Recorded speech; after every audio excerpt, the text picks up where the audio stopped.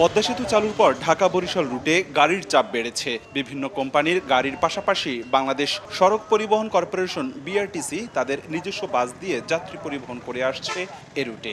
অভিযোগ উঠেছে ব্যবহারের অনুপযোগী বিআরটিসির লক্কর ঝক্কর বাস চলাচল করছে দক্ষিণ অঞ্চলে। গাড়িগুলোর কোনোটির জানালা ভাঙা, আবার কোনোটি জ্যাম, কোথাও কোথাও পলিথিন দিয়ে জোড়াতালি দেয়া। যাত্রীরা বলছেন সরকারি বাসের মান ভালো হওয়ার কথা থাকলেও বরিশালের গাড়িগুলো লোকাল বাসের চেয়েও খারাপ।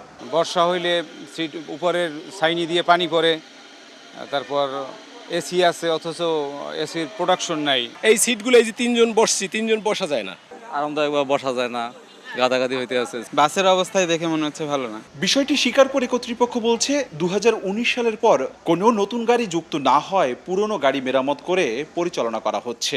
আমাদের 340টা গাড়ি প্রায় কিছুদিন আগেই কোরিয়া থেকে আসার জন্য প্রক্রিয়াধীন অবস্থায় আছে। গাড়িগুলো চলে আসলে আমাদের এই যে লক্কর জক্কর গাড়ির যে অথবা যে অনেক পুরাতন গাড়ি দিয়ে আমাদের বহরে সংযুক্ত আছে এই গাড়িগুলো আর থাকবে না, তখন আমরা ইনশাল্লাহ ভালো সার্ভিস দিতে পারবো। বরিশাল থেকে বিভিন্ন রুটে প্রতিদিন বিআরটিসির অর্ধশত বাস চলাচল করে। অপূর্ব অপু, সময় সংবাদ, বরিশাল।